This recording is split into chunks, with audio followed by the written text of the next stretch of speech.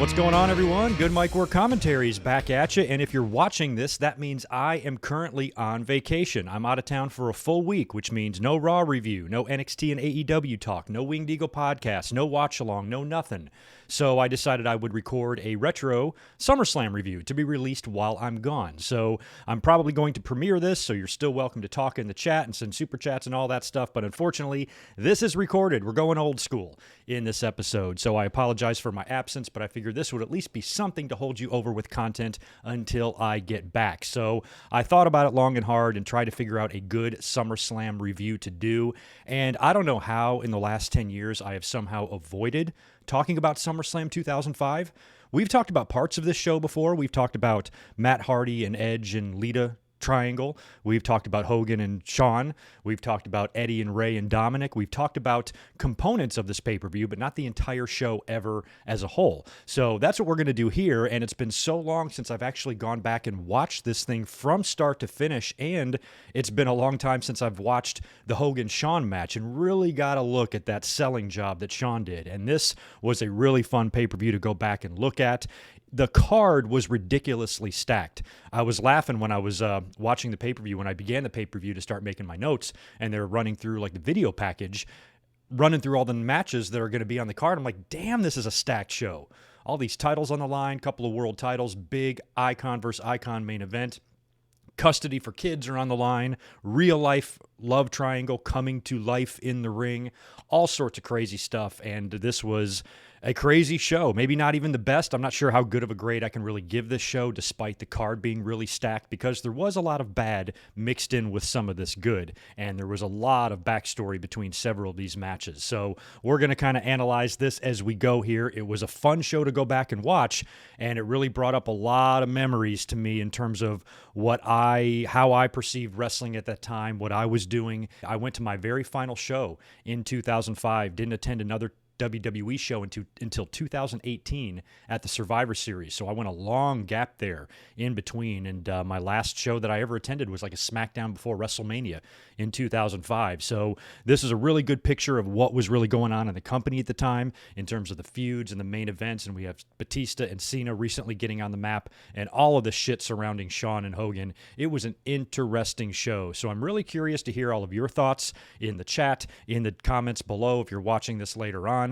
Let me know what you thought of it, and where you were and what your memories were and how you perceived this at the time, if you were old enough to remember this show or if you were even alive.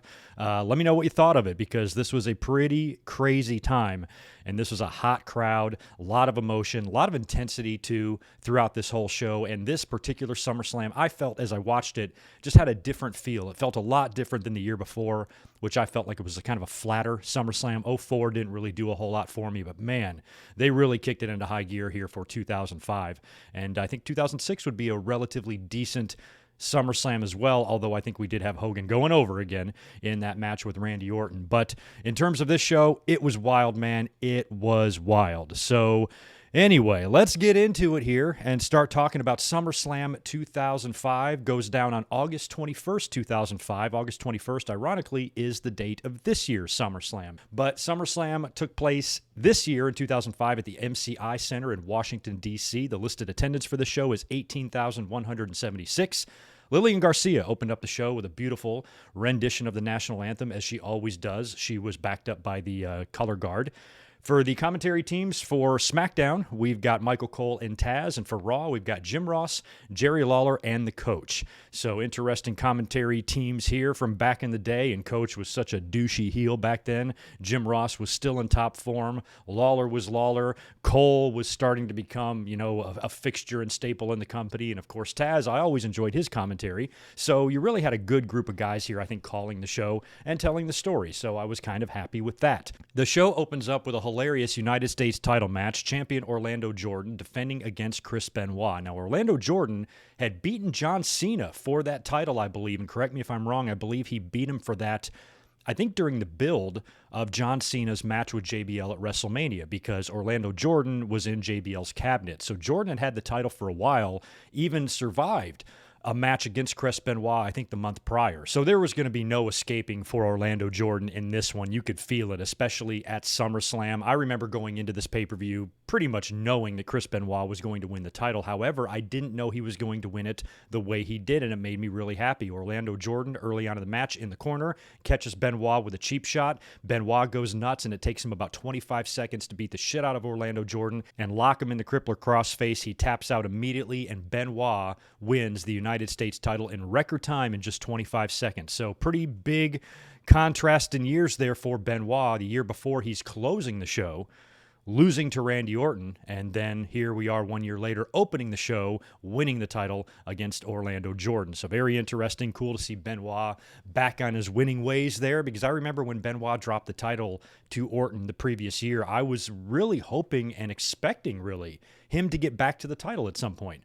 I just thought he was going to be a world champion forever. Like if he lost it here, he'd win it back 6 months later, a year later, and he never did win back the World Heavyweight title, which is so sad. But here, pretty impressive outing against Orlando, and he's the new United States champion. We cut backstage to Eddie Guerrero, who's got this big ladder match later on against Rey Mysterio for the custody of Dominic. That whole situation is completely nuts. We'll talk about that later.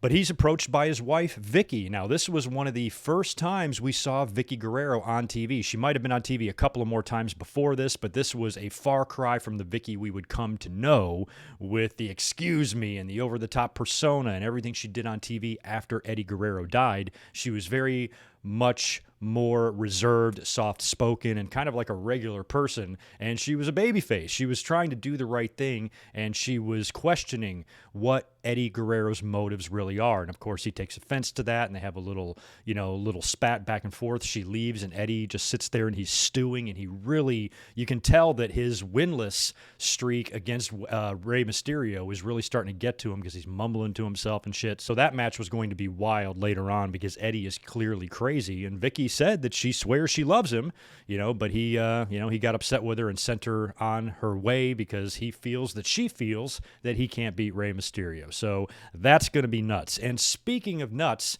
the second match on the card is Edge versus Matt Hardy. Now, this was crazy. Now, I mentioned earlier on the very last live WWE show that I went to was in 2005, and I remember it was a SmackDown in Raleigh, North Carolina.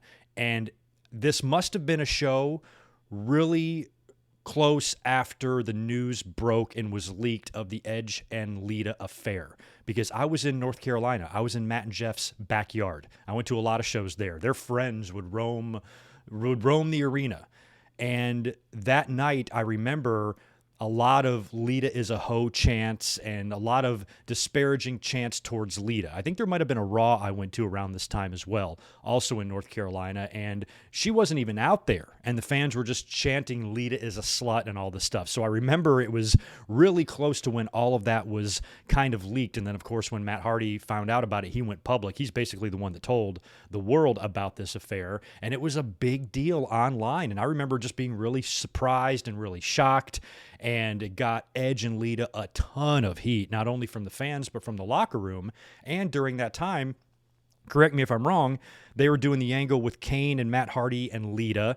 And then there was the pregnancy angle or something, or the match for custody of Lita, or whatever was going on there between Kane and Matt Hardy and Lita.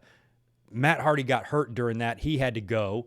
And then they wound up just turning Lita, because I think they couldn't ignore what the fans already knew about her and Edge. So they almost had like no choice but to pair her and Edge up, because Matt Hardy, went out there and told everybody what was going on. And this also resulted in Matt Hardy getting released. I guess WWE didn't like that he spilled the beans, and he was kind of fucking up their storylines and, getting these guys heat and everything, and kind of maybe they felt he was handling the situation unprofessionally. I don't really fault Matt at all. If that's somebody that you love and you're expecting and assuming you're going to be with forever and they cheat on you, however you lash out, that's your way to do it. I don't think Matt ever got violent, although in his head, I'm sure Matt wanted to beat the shit out of Edge, but that really...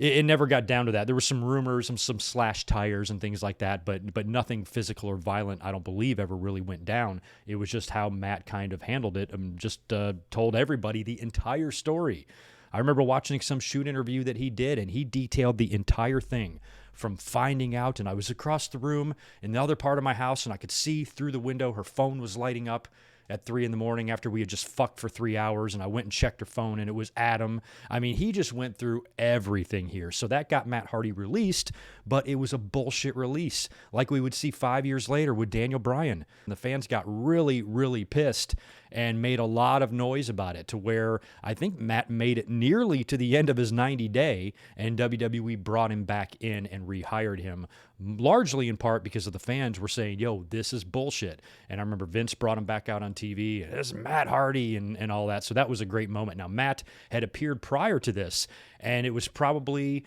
the closest they had ever come to convincing me that something wasn't a work, because it was brilliantly done. I wish they would do more stuff like this. It was the deal, I think it was on Raw or somewhere, might have been the pay-per-view prior, where Edge is backstage with Lita, and then he's just out of nowhere blindsided by a charging Matt Hardy, who just attacks him. They made it look like he broke into the building and attacked Edge.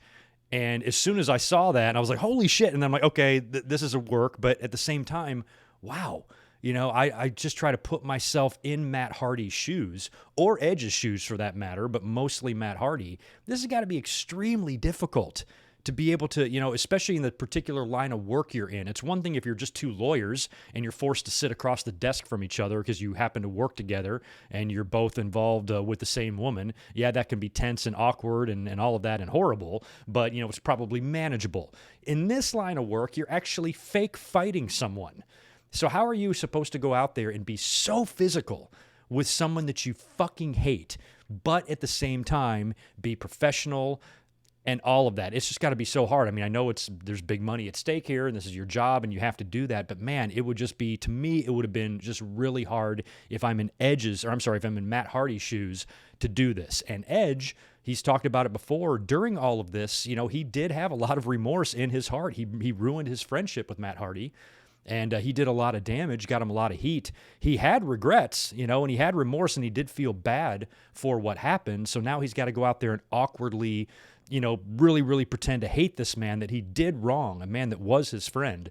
And he's got to just be so vicious to him on the mic. I remember Edge, I mean, you could tell the real beef that was there, you know, when Edge repeatedly said on TV how much more of a man he is than Matt Hardy in more ways than one, or in every way possible. He made it known that he's bigger than Matt, he's better in the sack than Matt, all this shit. And I just don't know how you can have a storyline that has this much reality sewn into it and at the same time be professional. So props to both of these guys for somehow managing to get through this whole thing and managing to grow as people, managing to come out on the other side of this and become friends again. I mean, as far as I know, Matt and Edge are cool. They even did a table for three or not long ago, I think. Or they did something where he's been with Edge a couple of times, maybe even something at the Hall of Fame, I don't remember. So the fact that they've been able to patch up that beef is pretty incredible, you know, considering how gnarly the whole thing was. So, you know, that's kind of the backstory there of how this match came to be. Matt attacked Edge, you know, on Raw, and then he kind of got brought back in by Vince McMahon, and they booked the match for SummerSlam. Now, before the match here, they were running through the video recap package of this whole situation, and it was kind of funny to hear Matt say, Adam, you ruined my dream of one day being able to have children, which cracked me up because correct me if I'm wrong, doesn't Matt have 16 children? So he's got a lot of kids now. I know he doesn't have 16, he has 4, but still, you get my drift. I just thought that was really funny that he was blaming Edge for ruining his dream of having a family when they both turned out fine and both married. Well, Edge married a really good woman. Matt married a very good woman for him, but one that's probably a bit crazy. But he's got a great family, and his kids are cute as shit. So everybody, have you seen that Maxwell? Oh my God, kid's gonna get so much you-know-what when he gets older. So they both landed on their feet. They're both happy. They're both in a really, really good place in their life, and that, as a wrestling fan, makes me happy. But this match was a whole different story, and it was just odd and awkward, and honestly, it was a bit one-sided. I was looking forward to this match, and I remember watching it live. I ordered this on pay-per-view that night, and I remember being really disappointed with the outcome because I thought they could have done so much more here. And what they would do after this, I felt fell a little bit flat too. You could have really made some money off this, if you maybe made it a little bit less lopsided. And here, they come out to the ring. I think Lita and Edge come out first. And is there anything hotter than 2005 Lita? If there is, I'd like to see it because Jesus Christ, you know what I'm talking about. So Edge and Lita are out there. Matt comes out swinging, immediate brawl right from the beginning. Edge even nails Matt at one point with a spear off the apron, kind of like how Big E does sometimes, and he goes flying through the ropes. That was a pretty scary looking spot, and the whole thing was basically just a brawl, but it didn't last very long, maybe 5 minutes of brawling. And they're up in the corner, and I think Matt is raining blows upon Edge's skull, and Edge just kind of drops him face first onto the top of the ring post. And it's a sick shot. I mean, it looked like Matt might have been busted hard way there. When you go back and replay that, I watched it about 3 or 4 times. I'm like, he really did smack the fuck out of his face on the top of that ring post, and he spills all the way to the floor. Down there, I'm sure he's doing an additional blade job. But when he gets back in the ring, he's just busted wide open. Just an obscene amount of blood. A lot like we would see from Hulk Hogan later on in the night. So he's busted open. Edge goes out there to retrieve him, starts punching away at the open wound, throws him in the ring. Several very stiff and vicious kicks to the head, which I thought was playing all this perfectly. But then they just do a ref stoppage. Referee stops the match because Matt Hardy cannot continue. Edge is declared the winner. And I remember thinking that was just a little bit of a letdown, but it also, played into everything well because you can go beyond this now. You can have another match and another match, which they would do. But I kind of just wish, I guess it's not even the ref stoppage that made me upset. It's just that it didn't go a little bit longer, that we didn't get a little bit more intensity, and they could have told even more of a story than they did, even though I thought they told a pretty good one. And that whole Matt Hardy will never die thing. And the way I think that they followed up with this was a bit underwhelming as well, because it was very one-sided. I think Edge won all of the matches between the two. The only one that I can remember for sure that Matt won was a cage match, and that might have been at the next pay-per-view. And then I know there was a show I did a review on a couple of years ago. I think it was the Raw Homecoming show in October or whatever it was when they went back to USA. I'm pretty sure that's where they did the loser leaves town match. And that's when Lita kind of crucifixed Matt in the corner, allowing Edge to, I think it was a ladder match or something. Maybe that's what it was. It was something like that kind of blew off the feud and sent Matt to another brand to get everybody away from each other. So aside from that one, I think, cage match victory, this was mostly Edge, and I think they could have maybe gone a little bit further with it, but they probably thought it was best just to keep all of the parties here separated and let things cool down and blow over, and that's probably why Matt was moved over to the SmackDown brand after that. But all in all, this feud was extremely interesting. And when you think about feuds that have real life sewn into it, there have only been a few, and this is one of the most memorable ones because it's so real life, it's so incredibly real life, and it was all happening real time. Edge and Matt Hardy was an interesting match and an interesting storyline, to say the least. And like I said, I'm just glad that both guys came out on the other side, and they're happy and they're better people for it. Man, the insanity continues. So far, it's just been nothing but madness, and now it just gets nuttier. Eddie Guerrero versus Rey Mysterio in a ladder match for the custody of Dominic. Now, this was all set up weeks prior on TV, where Eddie explained this long drawn-out story about how he had an affair when him and Vicky were on the rocks or something, and he fathered a kid, and then Rey Mysterio adopted the kid, some shit like that, and he revealed to the world that Dominic is his biological son. So they ran a big video package of that, which was really funny. And hearing little Dominic at this time is 8 years old. This guy, up until just a couple of days ago, was a champion in WWE, which is just bizarre to think about. But watching him in that video package, he's only 8, so he has no acting skills. But there's the spot of him when he finds this out, and he just goes, "Is it true? Is it true? And then he like runs up they have a little chair set up for him at the barricade so he could jump on the chair and then hop over the barricade. Very adorable. Kind of cool too to hear the commentary team talk about this, because this is a very, emotional issue. There's custody of a child at stake here. There's parental stuff going on. This is family issues and stuff. So Taz mentions his son. Taz mentions Hook on SummerSlam 2005, doesn't mention him by name, but talks about his son. And I had no idea that Michael Cole adopted his children. Cole said he adopted his 2 kids. I had no idea that Michael Cole did that. So that's kind of a cool fun fact to learn about them. They went on to talk about how Eddie Guerrero is 0-6 against Rey Mysterio, has never defeated him, and they actually worked at WrestleMania as well, I believe, and Rey got the victory there. And I think my favorite match, and most everyone's favorite match between these two guys, was back in WCW at Halloween Havoc in 1996, I believe, which was, or maybe 97, I forgot. Ridiculous fucking match, though. Good stuff. So they've got Dominic out there at ringside. He's with a social worker who's kind of like babysitting him. And poor Dominic, the dude just has one look on his face. Now, we can't sit here and shit on an 8-year-old. I wouldn't have been able to do any better when I was 8 years old. I think Sandman's kid did all right in the stuff with Raven and ECW. He was actually pretty good. But Dominic here, just this blank stare on his face every time the camera would cut to him, which was a lot. Every time Eddie or Ray performed a move in the ring, they would immediately cut to Dominic, who's just sitting there like this, which is pretty funny. But what can you expect out of the kid? He's a kid, you know what I mean? But man, this match, though, was filled with a lot of crazy spots and a lot of kind of botches. Like, it was a bit clunky. They fucked up a number of spots here, especially a big one at the end.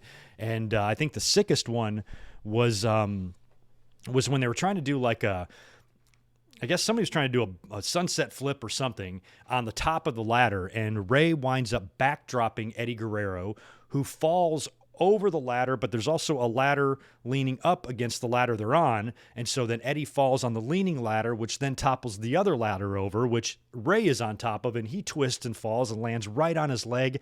I don't even know if I'm doing it justice there describing how this bump looked, but everybody just twisted, bent, and fell and landed awkwardly, and it just did not look good. So that was very, very scary, and luckily nobody got hurt there.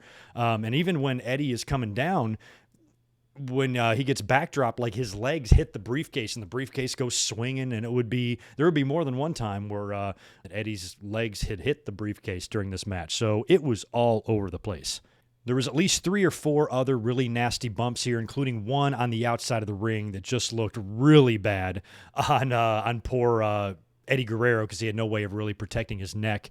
And we kind of start getting near the end here, and this was the funniest part of the whole match. Eddie has got Ray down or something, and he's starting to climb up the ladder, and Dominic now decides to get in the ring and get involved. So basically, like, Eddie has got the match won, and Dominic gets in the ring, and to watch this poor kid, this 8-year-old kid, just with this blank stare, he grabs a hold of the ladder, and so he's trying to stop Eddie Guerrero from getting the custody papers, and he just starts kind of shaking the ladder, but just the way he's shaking it had me falling over in my chair laughing. He's just like, he's not doing anything. And again, he's 8 years old. So, this kid to have to be taught this and told what to do, and you can't expect him to really know what the hell he's doing out there. And he tried his best. And watching him shake that ladder was fucking hilarious. Eddie then gets in Dominic's face, and man, Eddie was so intense back then. He's like, hey, man, what you doing, man? And he's just right in Dominic's face. And again, this is an 8-year-old kid who I'm sure backstage was told by Eddie, hey, little man, I'm going to yell at you. I love you. I'm your Uncle Eddie. Everything's fine. It's just an act. Don't worry. But when Eddie is in your face like that yelling, I would probably, if I'm 8 years old, forget all about what he told me backstage. I'm like, this motherfucker is going to kill me. And by the way, how good did Eddie Guerrero look? It almost made me sad that this was only 3 months before he passed away. He was in incredible shape here still. and he could still do some amazing things in there, and he was so intense. And I think this would be like the second to last pay-per-view or something. He wouldn't make Survivor Series, I don't believe. So this was like nearly it for him, which sucks because he had so much gas left in the tank from a physical perspective. He looked so good here. So he's in Dominic's face, screaming at him. Daddy Ray comes in and makes the save and starts attacking Eddie Guerrero, hits a 619 onto the ladder, followed by one of his springboard dropping dime leg drops onto the ladder. So Eddie is taking just an ass beating here. Then we get powerbomb to Eddie off the ladder, which causes Ray to be up on the ladder by himself, and he goes to reach for the briefcase, but Eddie recovers and takes the ladder away and pulls it out from under Rey Mysterio. So he's hanging from the apparatus there in the middle of the ring, and he falls and he drops directly into a power bomb from Eddie Guerrero. It looked amazing. It was perfect. Like he fell perfectly down on Eddie. Eddie grabbed him and bam, and slammed him right down on the mat. Great spot there. Then we get to the big spot, the big famous botch in this match, which is so funny to go back and watch. So Eddie has got the ladder, and he's going, and Ray is on the mat, laying on the mat, and he's going to position the ladder and put the ladder on top of Rey Mysterio. We see people do this a lot in ladder matches, but it was the way Eddie was doing all this and setting it up. He had Ray down, and he's just very meticulously placing the ladder, stalling, if you will. I mean, he's just taken forever to make sure the ladder is in the exact right spot, and then he's basically got it pinned on top of Rey Mysterio's neck. So Ray can't move, Ray can't do anything, and then Eddie just starts climbing the ladder one by one like a fucking sloth, and he's going up there so slow because there's a spot at the end where Vicky is supposed to come out and stop and prevent Eddie from getting the briefcase, but Vicky misses her cue. I have no idea whose fault that was to this day. I don't think I've ever even really heard the story. If it was Vicky's fault, if it was Bruce's fault, or Bruce might have not been there. If it was Vicky's fault or somebody else backstage who was supposed to send her out,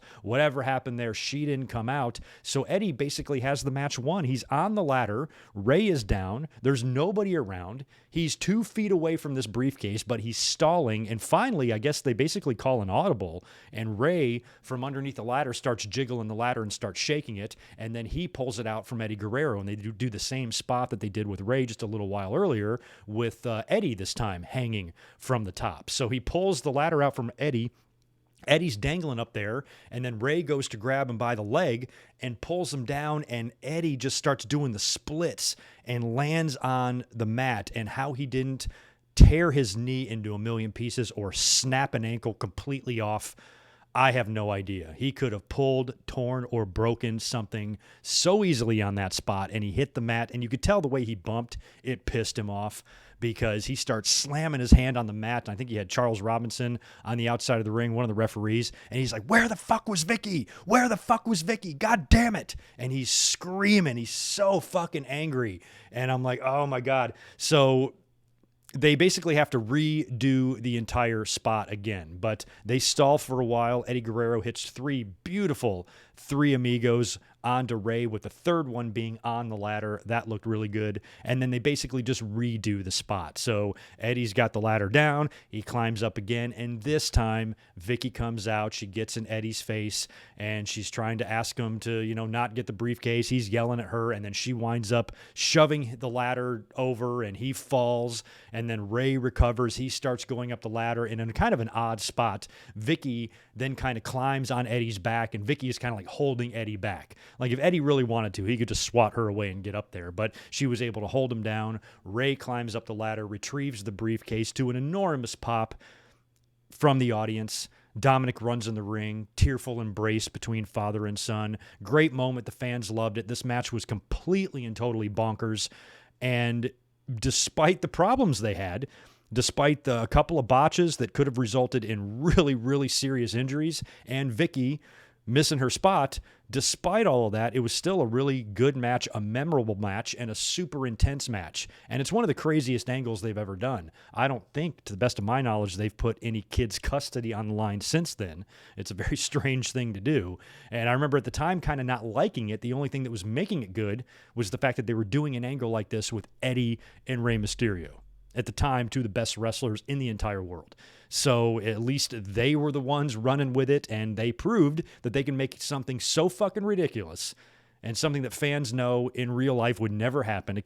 Custody of a kid would never be determined inside of a wrestling ring, but you didn't care. You suspended your disbelief enough, despite the asinine storyline, despite the fact that, 8-year-old Dominic has got the acting skills of a fucking gerbil. It all still wound up working okay, and it was a really memorable match. And it's one that I think we still always look back on and remember, especially now with Dominic on TV as a wrestler, as a main star on the roster, and he was tag team champion up until a couple of days ago.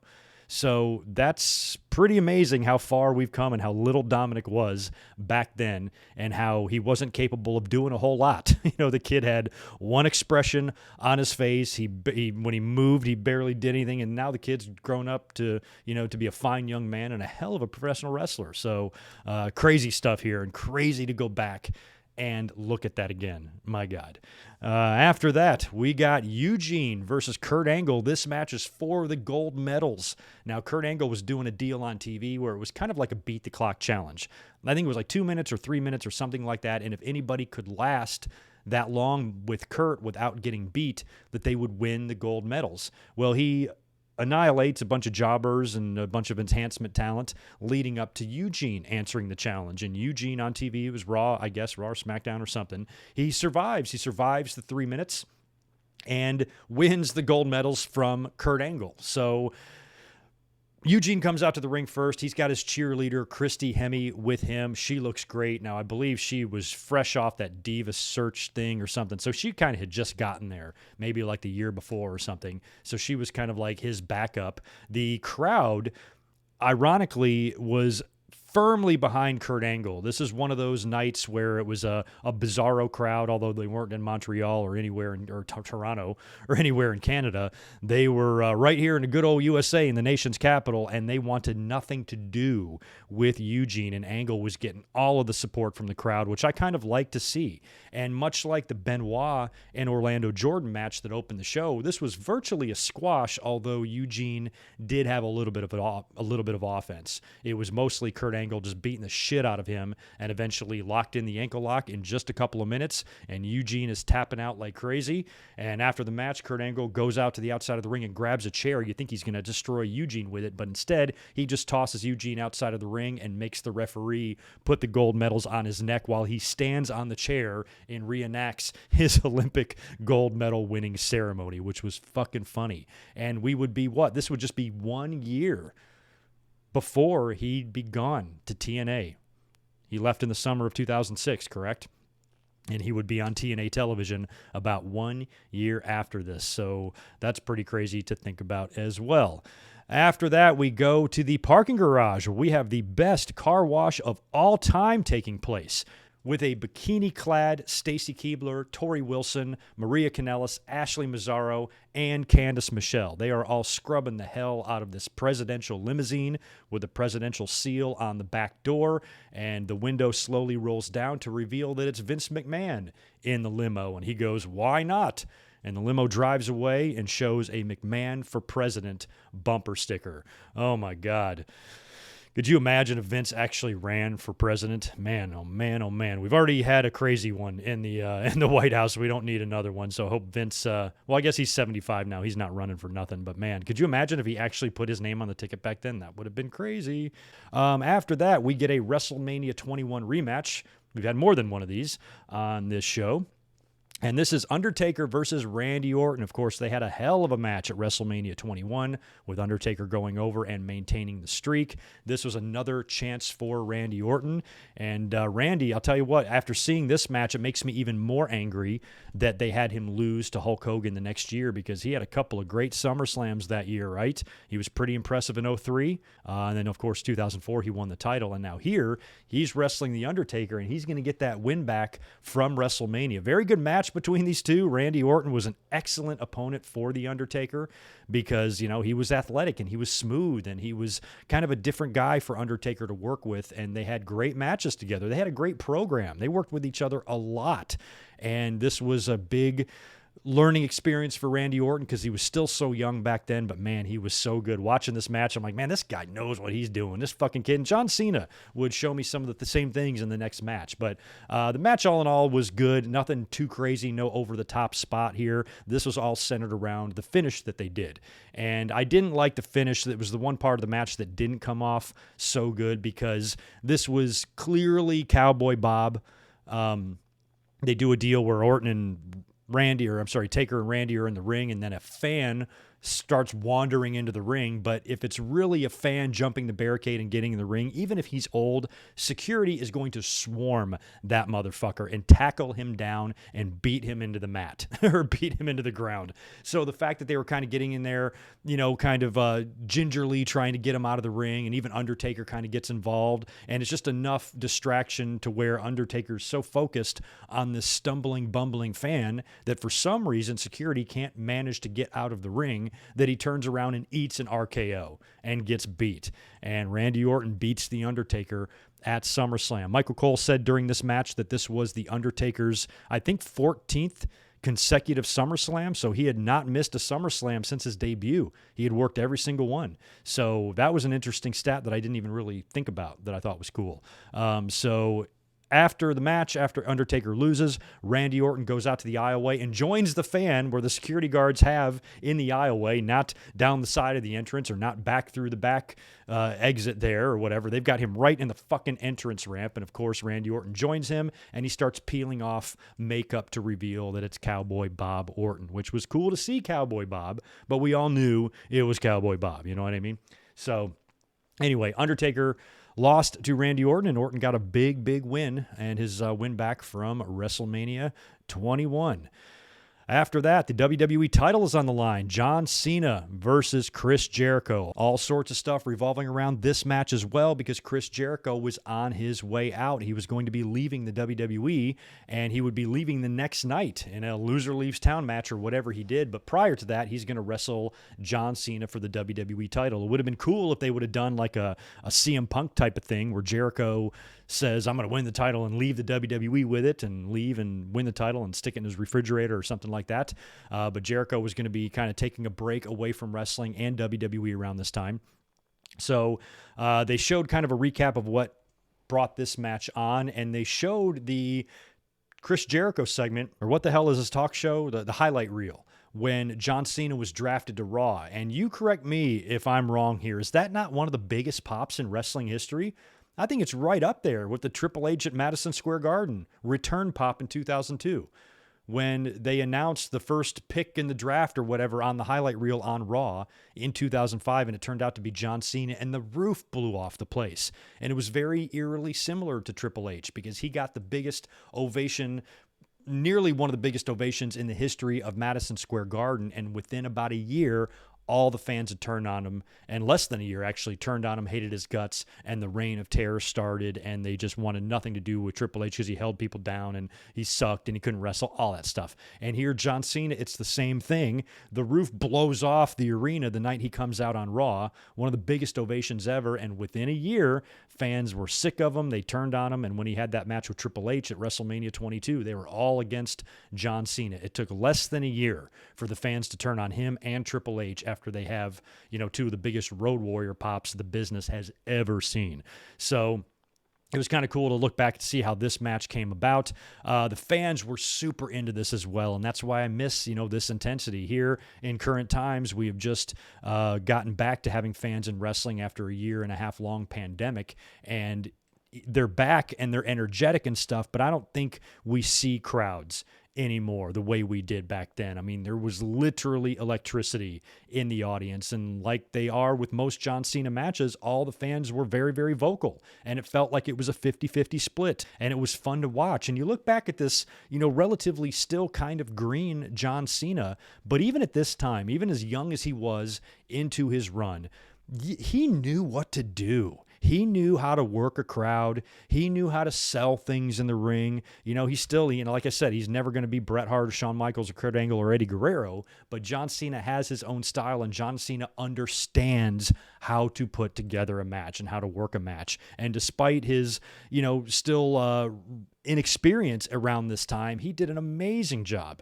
in this match. And it was just kind of fun to watch him in there doing his thing, even though he was, still a little green. Just watching him be able to pick it up the way he did, I'm not surprised at all that John Cena became the megastar that he did, because you could see all of it here early on that this guy was going to be a big deal for a long time because he knew what to do. And match was what it was. Crowd was reacting to every punch, every kick, every fireman's carry, which was cool. Walls of Jericho on to Cena. Crowd is going nuts for this, and that was one of the best spots in the match, even though it was simple. It was just the walls. Jericho just had him in a submission, and John Cena selling the pain on his face. Very few guys sold to that insane degree. Rock kind of did that too, where you could really see the pain on his face and crawling and scratching in the crowd, half of them cheering him on, half of them booing him, and he's just feeding into all of that. And the whole moment was great. And eventually when he reached the ropes, that was one of the biggest pops of the night, was when John Cena reached the ropes. And man, you look back, I'm like, what the hell was Jericho thinking when he left around this time? Because the crowd was into everything he was doing.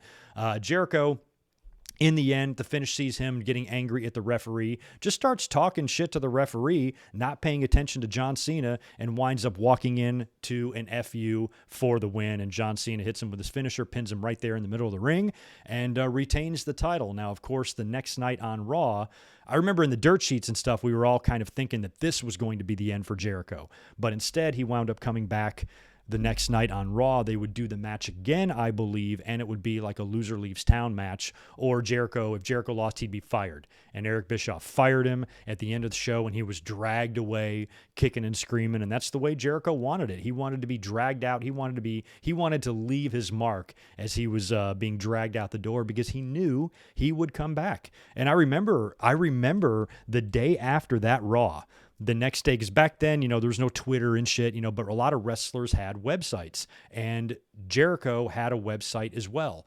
And on Jericho's website, the next day, I think like the Tuesday, if you went to Jericho.com or whatever the hell it was at the time, there was a banner of Jericho doing the arm stretched out thing underneath a TNA banner. And Jericho was just messing with people. He was just trolling. He had no intention of going to TNA, but he put that on his website. And I remember the dirt sheets and the websites picked up on it, and it was all a buzz. Like, oh my God, Jericho's going to go to TNA, and he never did.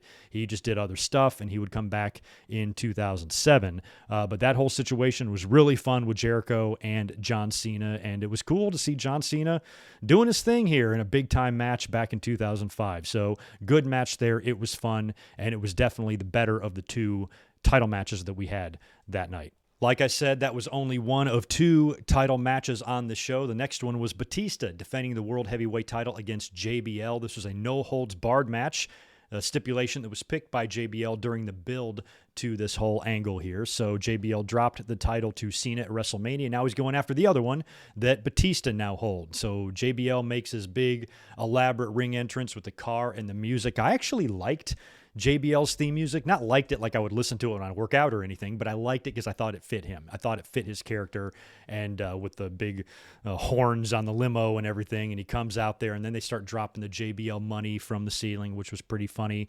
So JBL makes his way to the ring. Batista, of course, is out next, and they're in Washington, D.C., Batista's hometown, but Tony Chimmel does a shit job of emphasizing the D.C. part of his entrance. He didn't even say, like, from Washington, D.C. He just kind of said, from Washington, D.C., Batista, but the crowd still popped huge for him, and the commentary team was playing up, or Cole and Taz were playing up that he was from Washington, D.C., but I thought Chimmel could have done a little bit better of a job kind of emphasizing that when he made his entrance. So Batista gets about halfway down the ramp making his entrance, and JBL attacks him on the stage, and the brawl is on. So they brawl everywhere. JBL winds up getting speared through the barricade. They beat the shit out of each other inside of the ring, outside of the ring. In the end, it's just a pretty definitive and decisive win for Batista. This is the way this had to go. There was no way Batista was going to drop the belt here to JBL based on where he was on the card and how they've been really trying to launch him.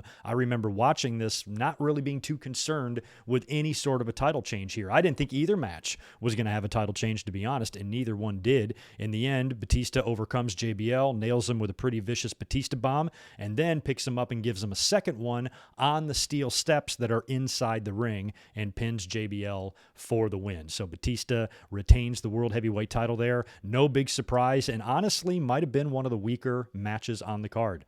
Along with maybe Angle and Eugene. I think this one was kind of underwhelming a bit, only because not only at the time did I find it pretty predictable, you could even tell watching it back.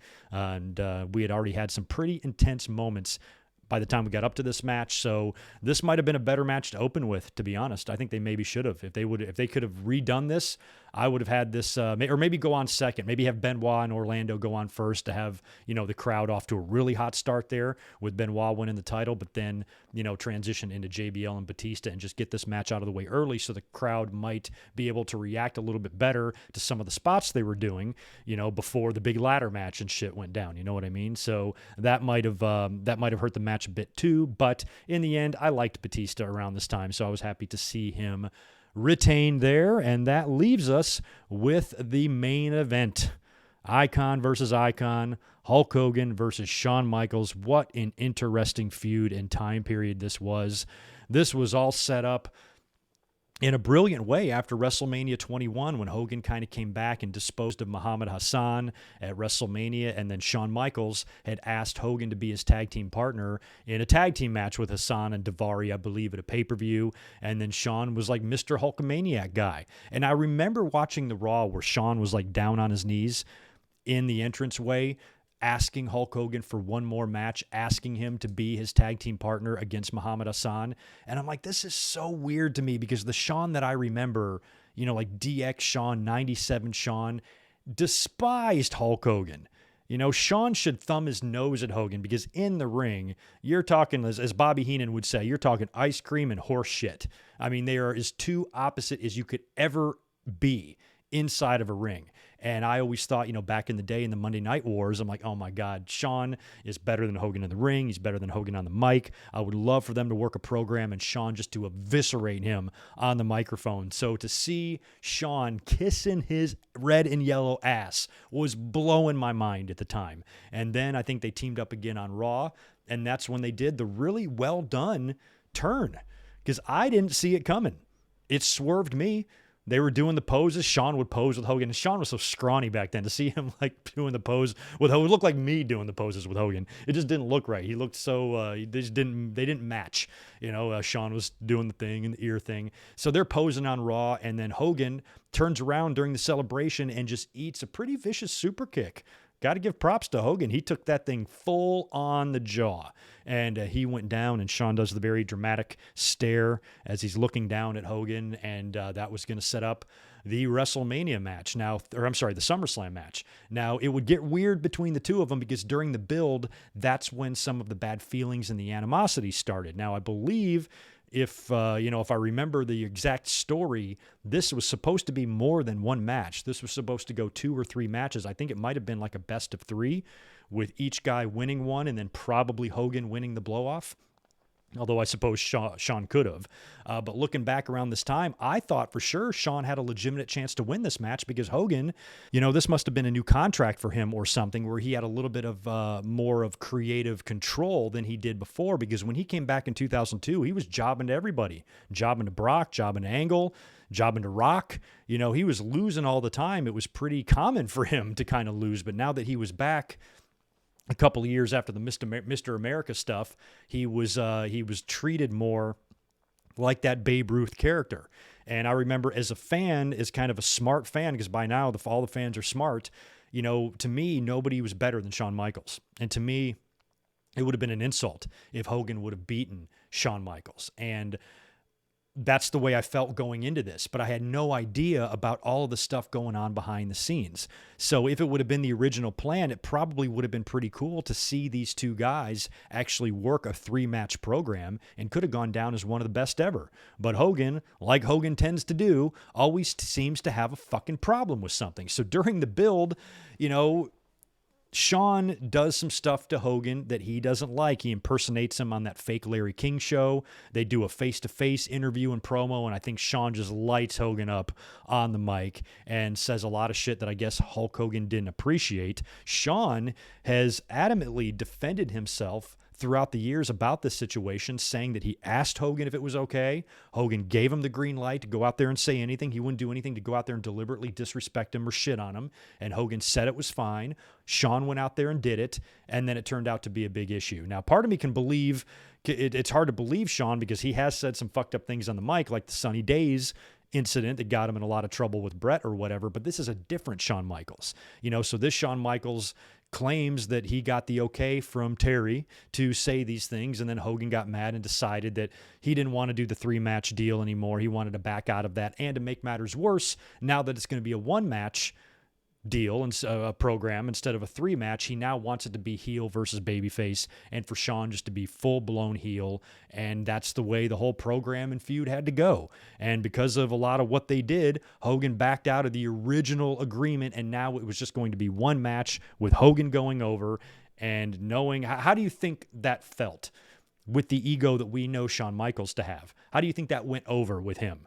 So that would lead to a pretty fucking hilarious match here and a lot of things unraveling and unfolding during this match that when you look back on, you're like, holy fucking shit. So there was just some heat. It was an uncomfortable situation. And honestly, it's a shame, that Hogan just can't be a little bit more fucking cooperative. You know what I mean? Because I've said this before. I mean, if I'm Hogan, if I'm somebody that's had the success that I've had and become a household name, would it really matter if you lost to Shawn Michaels on pay-per-view? I mean, what would it really do to your legacy? Nothing. At the end of the day, you're still Hulk Hogan. And if it would be good for business to give Shawn a victory or something, I don't see what the big deal is, especially when Shawn, most people consider the best to ever do it.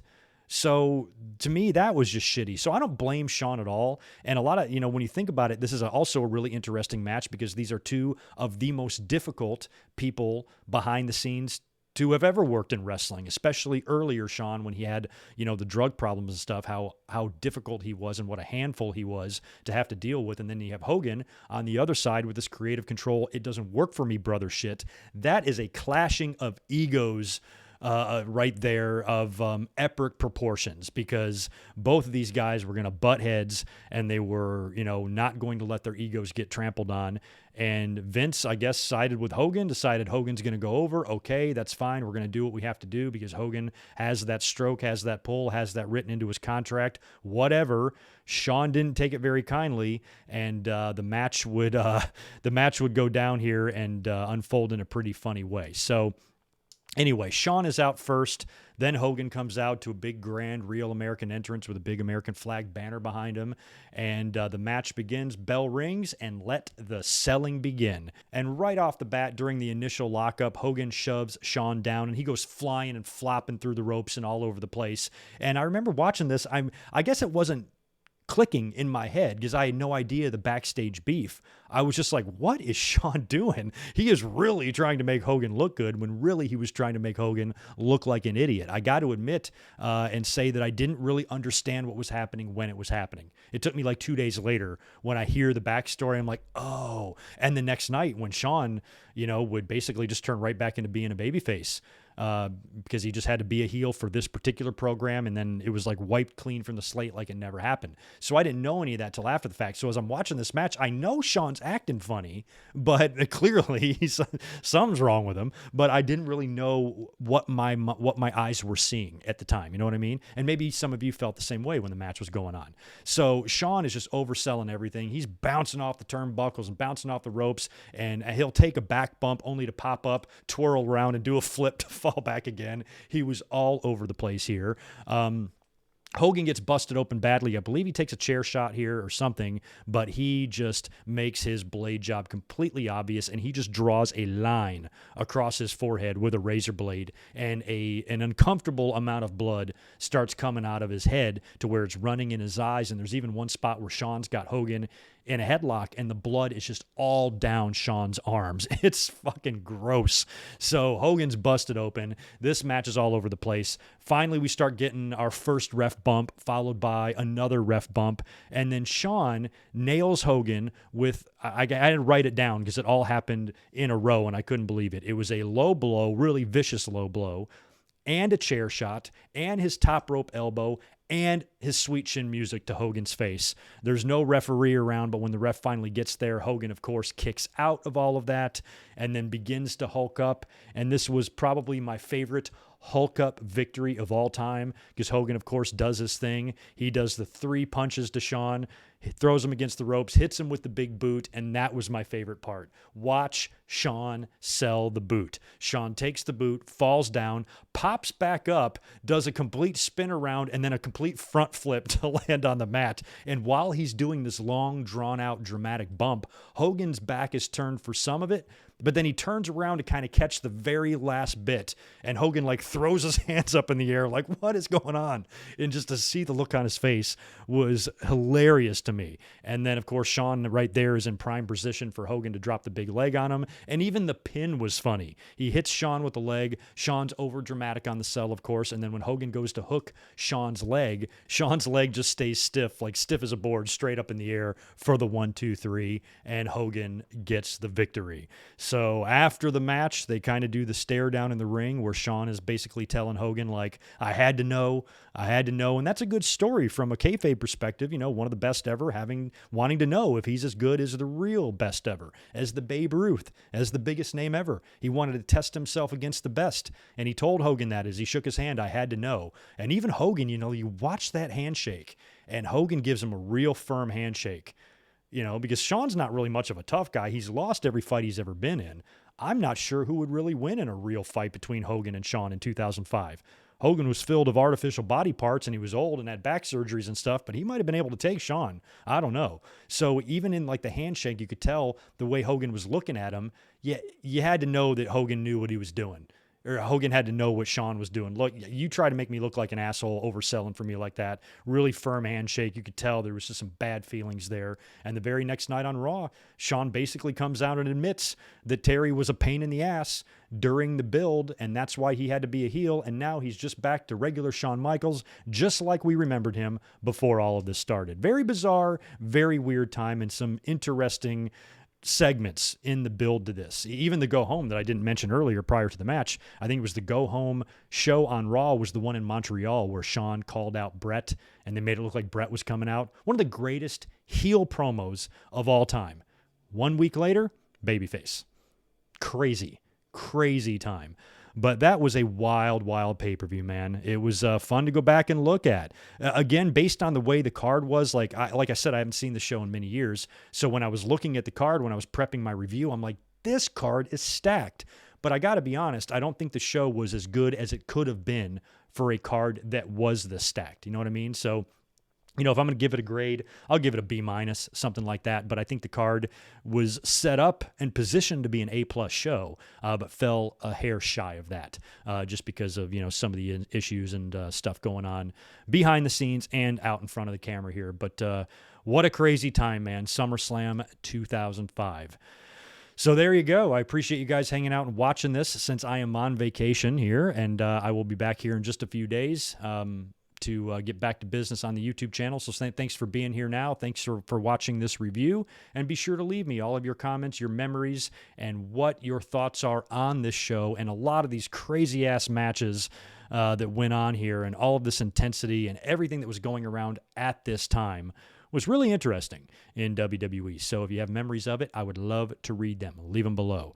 You guys have a great rest of your afternoon and have a great rest of your week. And I apologize for taking a week off and going and hanging out with some friends, but it's summertime. I needed a break, and I'll be back here in just a few days to get back to wrestling business on the Good Mike Work Commentaries YouTube channel. You guys have a great day and a great week. Talk to you soon. Peace.